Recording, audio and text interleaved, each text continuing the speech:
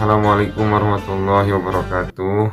Kembali lagi dengan saya di Masail Santri, di tengah arus globalisasi.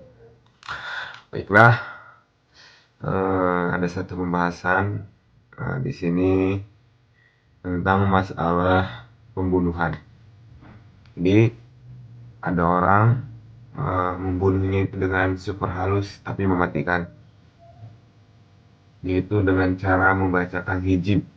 Hizib itu banyak sekali. Kalau di sini bagaimana nanti membunuh seseorang dengan menggunakan hizib nasor, atau mencelakakan seseorang dengan menggunakan hizib nasor. Nah itu bagaimana? Tahu kan hizib nasor itu kayak gimana? Masa nggak tahu hizib nasor? Dulu waktu saya istighosah dengan guru saya, Romo Kiai di pondok saya itu, katanya al-qatlu bidu'a kal-qatli bisaif. Membunuh dengan menggunakan doa itu sama halnya dengan membunuh dengan menggunakan pedang. Baik. Nah, kembali ke pertanyaan, bagaimana hukum mengamalkan atau membaca hizib nasor dengan tujuan untuk mencelakai orang? Nah, jawabannya, jadi ini membunuhnya itu pakai hizib nasor atau pakai hizib-hizib yang lain yang mematikan hizibnya. Jadi yang mematikan itu bukan cuma racun, ataupun yang mematikan itu bukan cuma kata-kata gombal, tapi hizib juga bisa mematikan, tergantung orang yang memakainya. Di sini saya menemukan ibarat, ya ini saya kembali lagi ke buku Masail Santri ini. Coba Anda lihat. Sini saya menemukan ibarat, nah bukan saya sih yang menemukan, tapi timnya, tapi saya hanya memasarkan saja. Siapa tahu Anda butuh, siapa tahu Anda mencari jawabannya.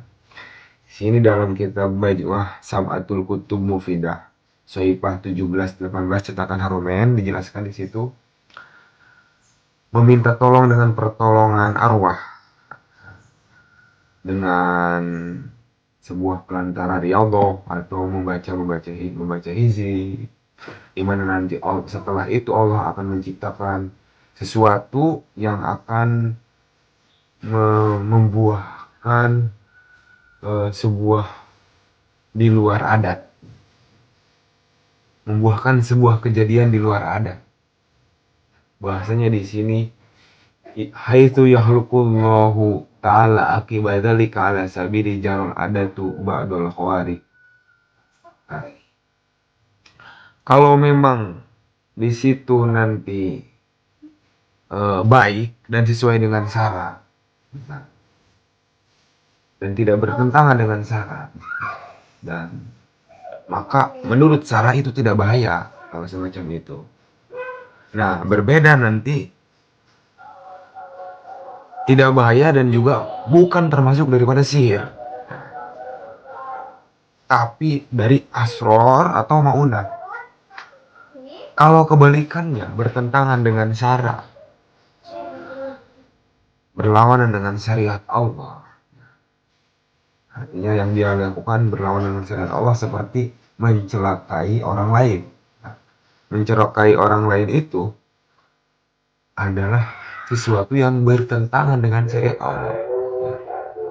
Membunuh orang lain itu tidak disyariatkan oleh Allah, itu melawan syariat Allah, berarti itu hukumnya berbeda. Kalau yang semacam itu hukumnya adalah haram. Saya bacakan saja ya. Haram jika nanti dia tahu dan kemudian mengamalkannya. Bahkan bisa jadi kufur kalau dia meyakini hal demikian itu diperbolehkan. Boleh membunuh dengan cara menggunakan hizib atau dan sebagainya, halal, bisa disebut kufur. Nah ini sampean kalian dengarkan saja, ini ibaratnya ya. Kalau bila perlu beli aja bukunya yang di sini di Pondok Lirboyo ya. Saya bacakan saja. Wa minha al-isti'anatu bil arwahil ardiyati biwasitatir riyadati wa qiraatil azaimi ila haitsu yakhluqullahu ta'ala akibadzalika ala sabili jarul adatu ba'da khawarikin ba'da khawariko ila angkol. Langsung saja di sini.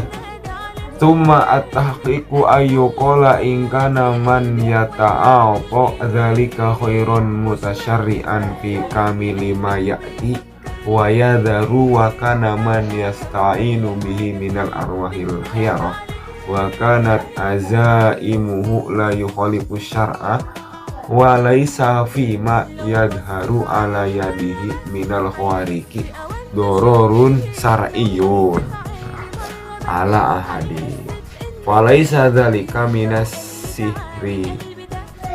Kalau yang semacam ini, kalau tidak ada doror syar'i, tidak sampai membahayakan menurut syariat, maka falaisa dzalika minas sihri, maka ini bukan sihir, tapi apa?